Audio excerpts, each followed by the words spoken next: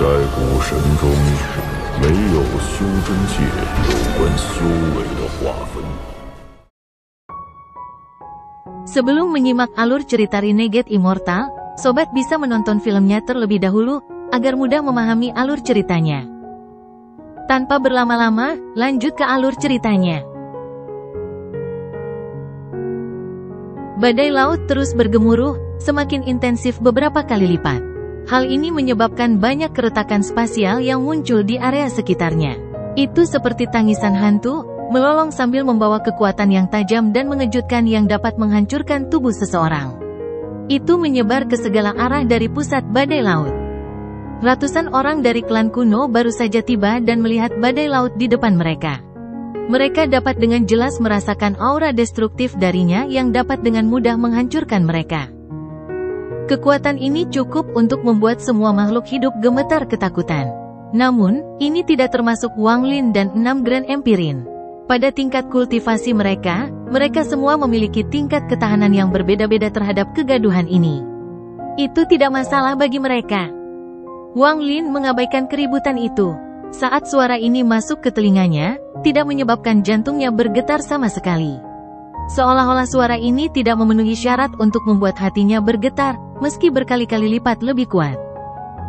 Setelah berkultivasi ke tingkat kultivasinya, lupakan benua astral abadi, bahkan di ruang luas di luar benua astral abadi, sangat sedikit hal yang dapat mengejutkannya. Namun, ke-6 Grand Empirin itu tidak sama. Meskipun mereka tidak terlalu terpengaruh oleh keributan ini, mereka tahu bahwa banyak orang di belakang mereka tidak dapat menanggungnya. Lagu Tian tidak ragu-ragu. Saat keributan semakin intensif, dia bergerak ke hadapan anggota klan kuno. Dia melambaikan lengan bajunya dan matahari raksasa muncul di belakangnya. Dia menggunakan kekuatan Grand Empyrean-nya untuk membantu orang-orang di belakangnya melawan keributan. Xuan Luo dan Ji Grand Empirin kuno melakukan hal yang sama.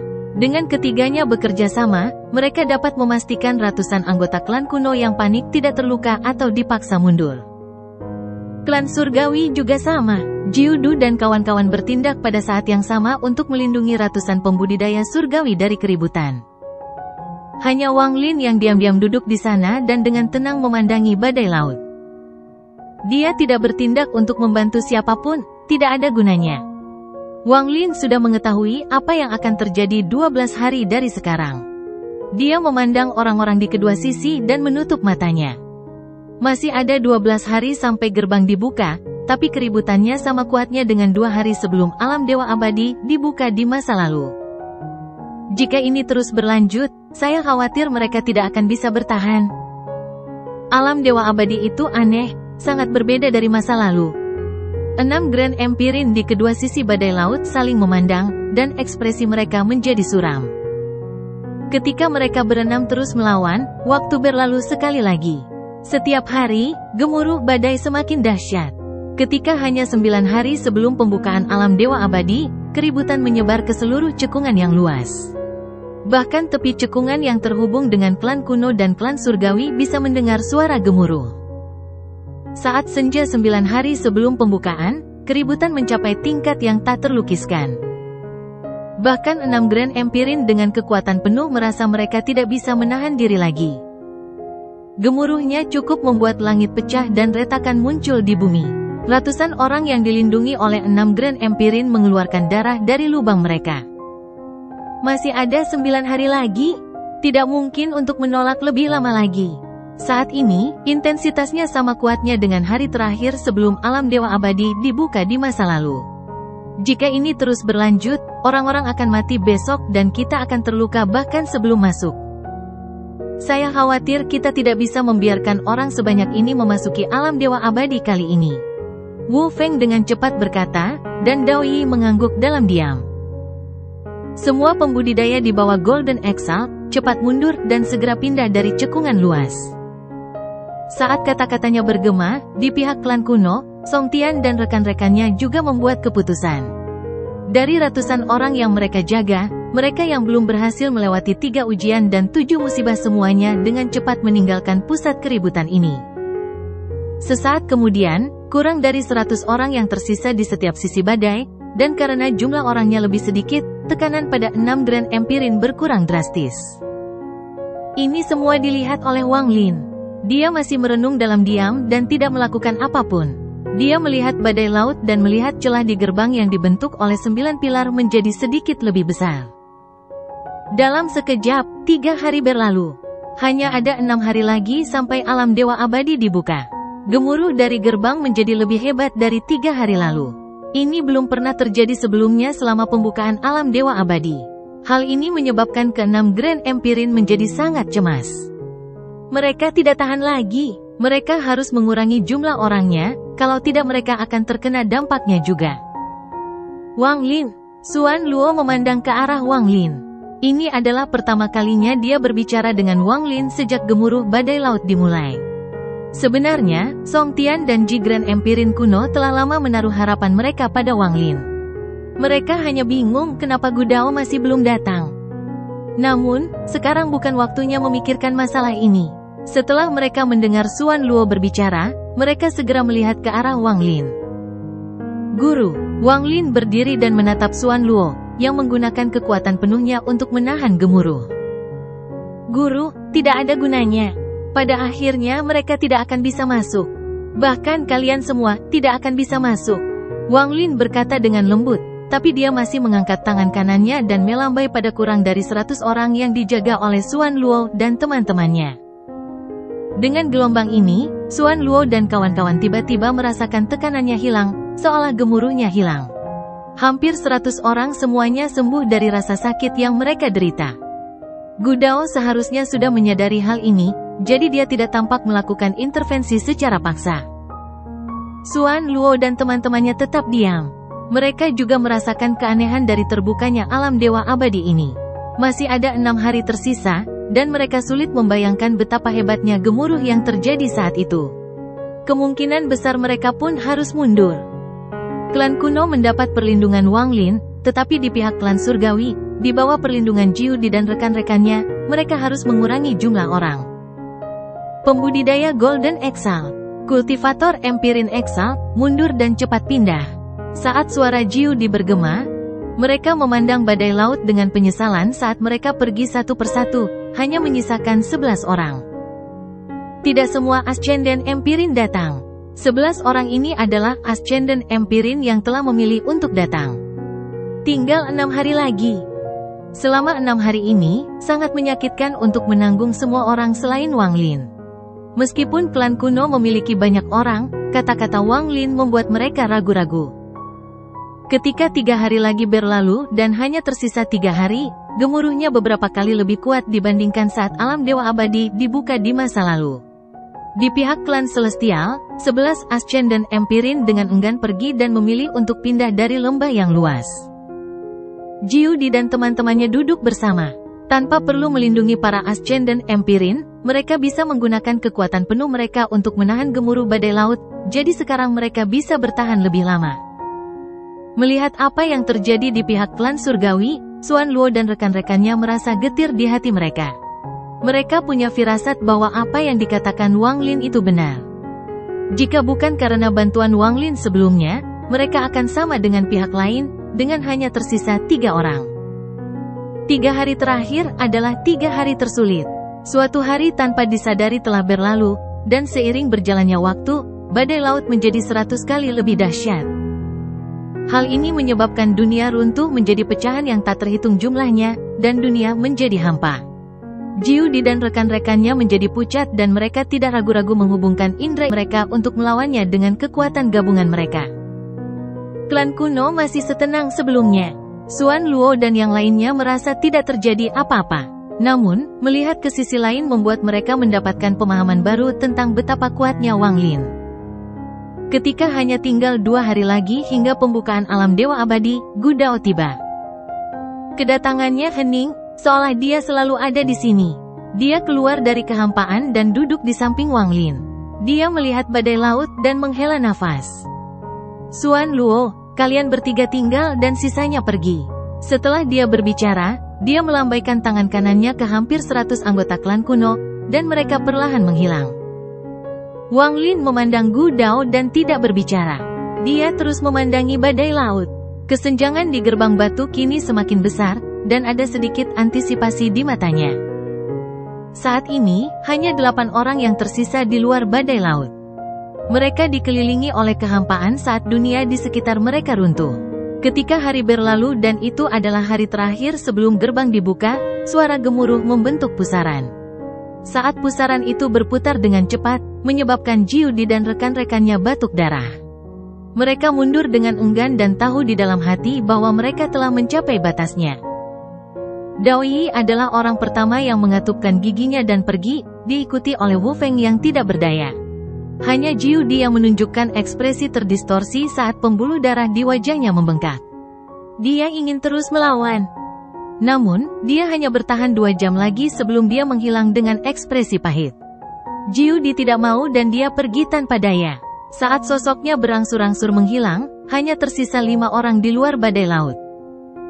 Gu Dao memandangi badai laut dan perlahan berkata, "Kalian semua pergi sekarang." Gemuruh di hari terakhir bahkan membutuhkan usaha penuhku untuk melawannya. Bahkan ketika akhirnya terbuka, kalian semua tidak akan bisa memasuki alam dewa abadi. Saya baru menyadarinya beberapa hari yang lalu. Xuan Luo dan teman-temannya diam-diam merenung dan kemudian membungkuk pada Gu Dao. Setelah melihat Jiudu dan mereka pergi, mereka tahu bahwa pembukaan alam dewa abadi ini bukanlah sesuatu yang dapat mereka ikuti. Saat mereka hendak pergi, Wang Lin bangkit dan berjalan menuju Xuan Luo. "Guru." Xuan Luo menatap Wang Lin dan tersenyum. "Guru akan segera bereinkarnasi. Murid akan memasuki alam dewa abadi. Jika saya keluar dengan selamat, saya akan melindungi reinkarnasi guru. Jika tidak, guru masih dapat bereinkarnasi dengan aman dengan ini." Wang Lin memandang Xuan Luo dan meraih kehampaan. Sebuah batu giok muncul, dan dia dengan hormat menyerahkannya kepada Xuan Luo. Xuan Luo memegang batu giok itu. Dia tidak segera memeriksanya tetapi melihat ke arah Wang Lin. Setelah sekian lama, dia berbicara dengan lembut. "Lindungi dirimu." Wang Lin mengangguk. Xuan Luo menutup matanya. Ketika dia membukanya sekali lagi, dia berubah menjadi seberkas cahaya bersama dengan Song Tian dan Jigren Empirin kuno. Dalam sekejap, mereka menghilang tanpa jejak. Saat ini, di luar badai laut, hanya Wang Lin dan Gu Dao yang tersisa.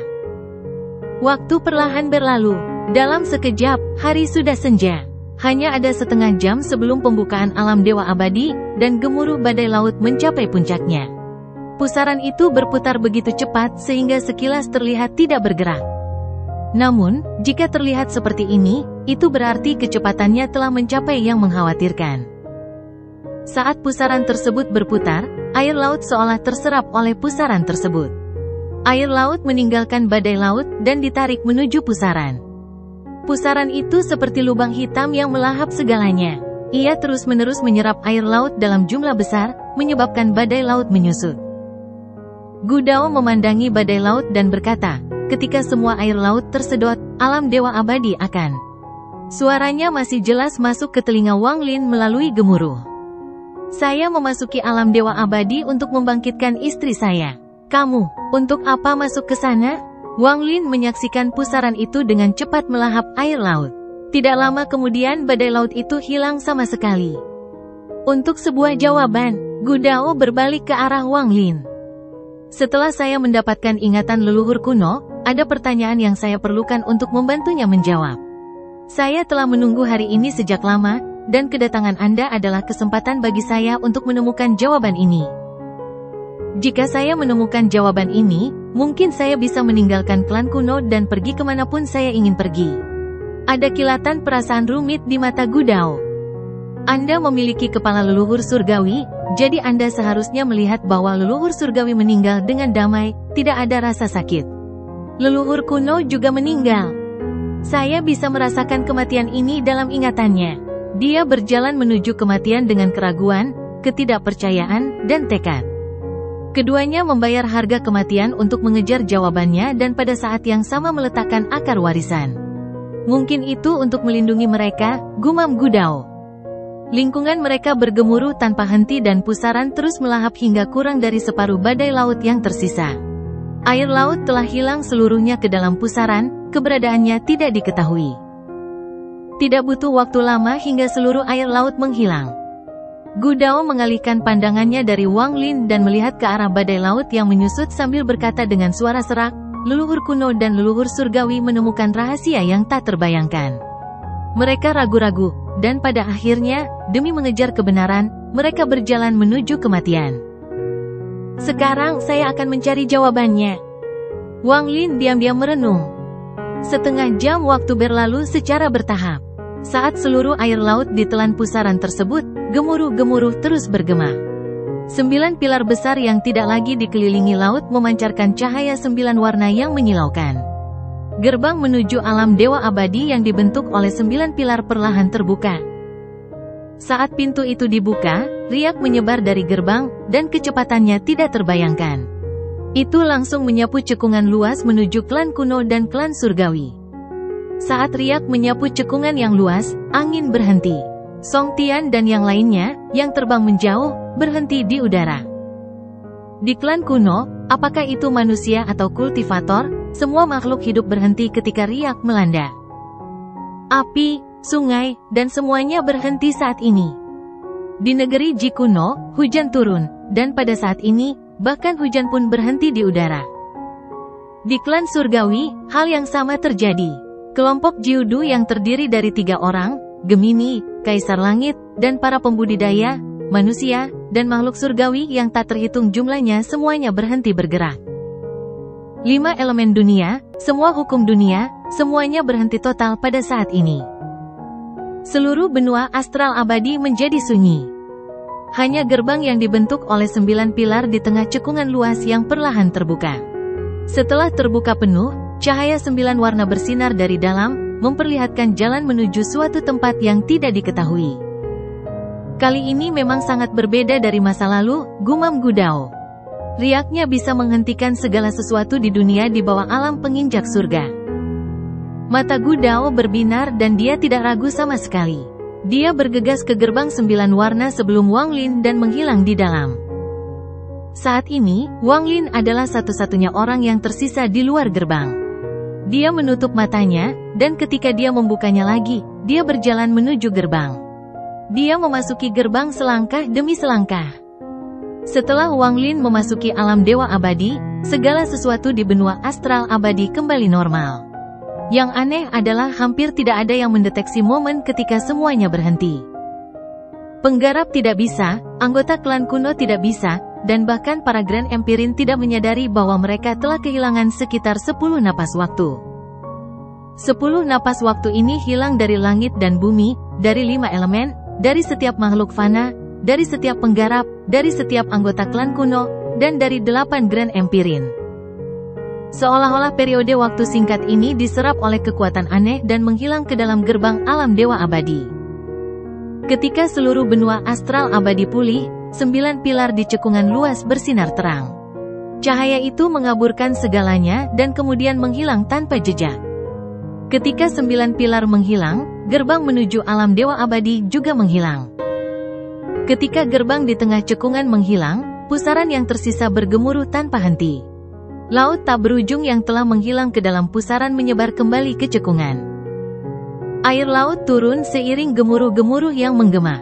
Beberapa jam kemudian, cekungan luas itu kembali menjadi laut. Laut tak berujung dan ombak saling bertabrakan. Suara gemuruh menghilang dan digantikan oleh suara laut. Semuanya kembali normal. Klan celestial seperti ini, dan klan kuno juga seperti ini. Segalanya kembali normal, termasuk 2 sosok di dalam halaman elegan di kota batu hitam dari klan kuno. Rumahnya tidak besar dan interiornya relatif sederhana, namun menghangatkan hati. Di tempat tidur terbaring seorang wanita tua. Wajahnya dipenuhi kerutan, tapi orang bisa melihat betapa cantiknya dia saat masih muda. Di samping wanita tua itu ada seorang wanita lain. Dia mengenakan pakaian putih dan orang tidak dapat melihat penampilannya, hanya rambutnya yang terlihat tergantung di depan wajahnya. Punggungnya sangat indah, namun ada rasa sedih pada kecantikannya. Itu akan membuat orang yang melihatnya mencintai dan mengasihaninya. Wanita tua itu enggan berpisah dan dengan lembut berkata, "Dong Mei, aku akan menemani Bibi Chang. Jangan mencoba. Saat aku meninggalkanmu, hanya akan menjadi satu-satunya yang tersisa. Kamu dan aku berbeda. Saya hanya orang biasa dan umur saya terbatas. Tetapi Anda memiliki garis keturunan kuno dan dapat berkultivasi. Jaga dirimu. Dia adalah Songzi. Songzi hanyalah anggota biasa dari klan kuno, jadi 500 tahun adalah batas umurnya. Wanita tua itu memandangi gadis yang tumbuh bersamanya dan bergumam, "Aku tahu ada cerita di dalam dirimu. Aku pernah melihatmu melihat ke langit dengan linglung dan menangis berkali-kali. Aku bahkan ingat itu ketika aku menceritakannya. Anda tentang apa yang terjadi di kota Kekaisaran Dao kuno dan kisah Wang Lin dan Li Muwan, Anda akan memaksakan diri untuk tersenyum. Dong Mei, berjanjilah padaku jika kamu tidak bisa melupakannya, jangan membuat dirimu merasa buruk." Dia akan selalu ingat saat pertama kali menyebut nama Wang Lin kepada Dong Mei, ekspresi kaget dan emosional yang dimiliki Dong Mei. Dia juga ingat bahwa 500 tahun yang lalu, ketika Wang Lin membawanya kembali, dia tidak hanya menceritakan kisah Li Muwan, tetapi juga tentang seorang wanita bernama Li Qianmei. Orang yang bereinkarnasi, Dong Mei dan Li Qianmei, apakah mereka orang yang sama? Wanita tua itu tidak mengatakan ini, tetapi menatap wanita cantik di depannya sambil perlahan menutup matanya. Apa itu alam dewa abadi? Ini adalah pertanyaan yang dimiliki hampir setiap kultivator di benua astral abadi. Bahkan para Grand Empirin tidak tahu seperti apa keberadaan alam dewa abadi itu atau dari mana asalnya. Meskipun banyak orang telah memasuki alam dewa abadi, mereka tidak tahu tempat seperti apa itu. Wang Lin melihat sekeliling, langit berwarna merah. Tidak ada bintang, matahari, atau bulan, tapi ada cahaya lembut. Bumi berbentuk lingkaran. Di sini, kesadarannya terbatas dan tidak dapat mencakup seluruh benua. Dia hanya bisa melihat barisan pegunungan di dekatnya dan parit yang panjang. Berjalan di bumi, Wang Lin merenung dalam diam. Matanya dipenuhi kebingungan dan keakraban saat dia berjalan maju dengan tenang. Wang Lin berhenti di sebuah parit dan memeriksanya. Parit itu benar-benar lurus, seolah diciptakan oleh serangan pedang. Gelombang samar gas hitam muncul dari parit. Mereka perlahan menghilang setelah naik ke udara. Dari sini, kedalaman parit tampak gelap, seolah tidak ada apa-apa di sana. Wang Lin diam-diam merenung sebentar, dan kemudian melangkah maju. Dia melintasi parit raksasa dan berjalan ke kejauhan. Waktu perlahan berlalu. Setelah waktu yang tidak diketahui, Wang Lin melihat lebih banyak parit dan pegunungan. Semua parit tampak serupa, bentuknya lurus, seolah tercipta dari tebasan pedang. Bumi melingkar, gumam Wang Lin saat matanya bersinar, dan dia terbang ke langit. Saat ia terbang semakin tinggi, garis besar bumi tampak menyusut. Ketika Wang Lin berada di puncak, dia melihat ke bawah ke bumi di bawah dan rasa keakraban menjadi semakin kuat. Tanah melingkar dan parit-parit yang dalam ini ditata rapi. Jika digabungkan, semua ini tampak seperti kompas. Kompas yang sangat besar. Parit adalah sisiknya dan pegunungan secara alami membentuk rune kuno. Kompas. Kompas tanpa penunjuk. Sebaliknya, bumi adalah kompasnya. Tapi itu belum lengkap, setengahnya hilang. Wang Lin melihat ke bumi dan melihat bahwa separuhnya tampak ilusi. Sementara dia merenung dalam diam, pandangannya menyapu bumi dan berhenti di tengah kompas. Ada sebuah gunung yang menembus awan. Salju 7 warna turun di atasnya. Melihat ke gunung, Wang Lin mengungkapkan ekspresi yang rumit. Di kuil leluhur si kuno, ketika dia mengalami perpecahan 3 jiwa ini, dia telah melihat gunung misterius ini. Disinilah dia melihat sosok yang memegang tubuh dan mempertanyakan dunia. Namun, sekarang dia melihat ke gunung bersalju 7 warna, dia tidak melihat sosok itu, tetapi sosok familiar lainnya sedang duduk di sana, menunggunya.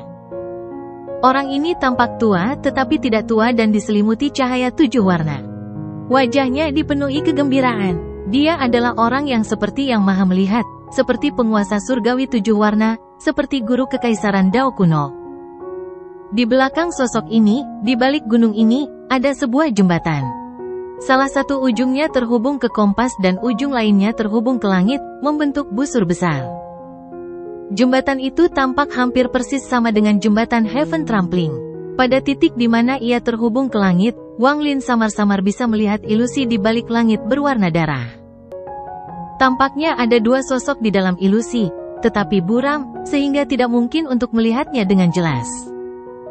Pemandangan ini sama dengan ilusi yang dilihatnya setelah jembatan ke-9. Kamu akhirnya sampai di sini. Sang Maha melihat memandang Wang Lin dan tertawa. Wang Lin mengalihkan pandangannya dari jembatan dan melihat ke arah Olsir. Dia tidak berbicara dan berjalan perlahan. Sesaat kemudian, dia berdiri di gunung tempat salju 7 warna turun. Dia melihat salju 7 warna di sekitarnya dan menghela nafas. Orang tua ini sudah lama menunggu hari ini. Semua ini adalah mimpimu, tetapi setiap kali kamu datang ke sini, sebuah distorsi muncul dalam mimpimu. Olsir tertawa sambil melambaikan tangannya. Saat dia melambai, benua melingkar mulai bergemuruh. Saat bergemuruh, gas hitam pekat meletus dari banyak parit. Gas hitam itu terbang ke langit dan bergegas menuju gunung ini. Dalam sekejap, gas hitam menutupi langit berwarna darah. Kemudian gas hitam berkumpul di belakang Olsir membentuk sosok raksasa. Sosok itu sangat tinggi dan sepertinya menopang dunia. Dari jauh, sosok ini mengenakan jubah hitam yang menutupi wajahnya. Namun Wang Lin masih bisa mengenali bahwa sosok ini sama dengan Olsir di hadapannya. Wang Lin, meskipun kamu adalah seorang kultivator penginjak surga di kehidupan sebelumnya, lelaki tua ini adalah eksistensi tertinggi di sini, di kompas batas. Di seluruh benua astral abadi, ini adalah satu-satunya tempat aku bisa melahap dan menyatu denganmu. Di sini, mimpimu akan terdistorsi, dan mulai sekarang, aku akan menjadi kamu. Raungan datang dari sosok besar itu, bergema ke segala arah.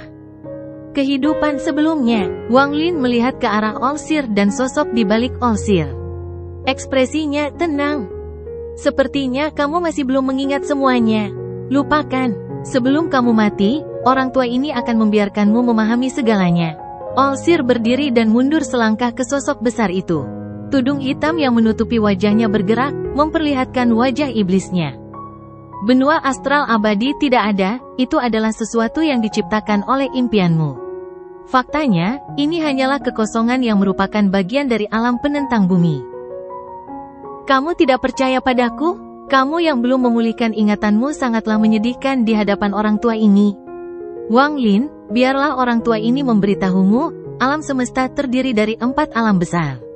Alam ini adalah alam penentang bumi. Setiap alam memiliki harta karun, dan harta karun dari alam penentang bumi adalah kompas batas, satu-satunya harta karun kepunahan kekosongan. Alam dewa abadi ini adalah kompas batas. Mata dari sosok besar Olsir dipenuhi dengan kegembiraan. Sedangkan kamu, di kehidupan sebelumnya, kamu adalah orang terkuat di dunia, dan kamu bisa melakukan apapun yang kamu inginkan. Namun, untuk seorang wanita, Anda meminjam kompas batas dari wali dan menggunakannya untuk menghidupkan kembali istri Anda. Anda menggunakan dao impian yang Anda ciptakan sendiri untuk menyebarkan diri Anda yang sebenarnya untuk menciptakan reinkarnasi. Anda ingin mewujudkan impian Anda untuk membangkitkan istri Anda menjadi kenyataan dan membalikkan perubahan langit dan bumi. Bahkan lelaki tua ini sangat terkejut dengan tindakan dan ide gilamu. Olsir memandang Wang Lin saat kata-katanya bergema. Wang Lin menutup matanya dan membukanya beberapa saat kemudian. Dia melihat sosok besar itu dan perlahan berkata, "Jadi seperti ini. Jadi, siapa sebenarnya kamu?" Sang Maha melihat dengan murung berkata, "Orang tua ini adalah penjaga kompas batas. Saat itu, kamu mengambilnya dari tanganku. Saya punya murid, Anda harus mengenalnya. Namanya Mozi." Wang Lin diam-diam merenung. Mata Olsir berbinar saat dia melambaikan tangan kanannya dan sebagian gas hitam di tubuhnya terpisah ke langit membentuk pusaran hitam. Saat pusaran hitam berputar, pemandangan berbeda muncul di dalamnya. Jika kamu masih tidak percaya padaku, kamu bisa melihatnya sendiri. Anda bisa menentukan sendiri apakah ini asli atau palsu. Di dalam pusaran hitam, Wang Lin melihat versi lain dirinya memegang tubuh dan mengaum ke langit. Dia melihat versi dirinya dari masa lalu yang gagal membangkitkan Limu Wan. Ekspresi sedih, raungan marah, dan tatapan mata yang gila.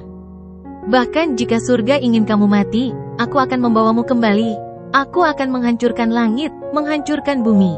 Aku akan tenggelam dalam reinkarnasi dan menemukan kalian semua untuk membawamu kembali selamanya.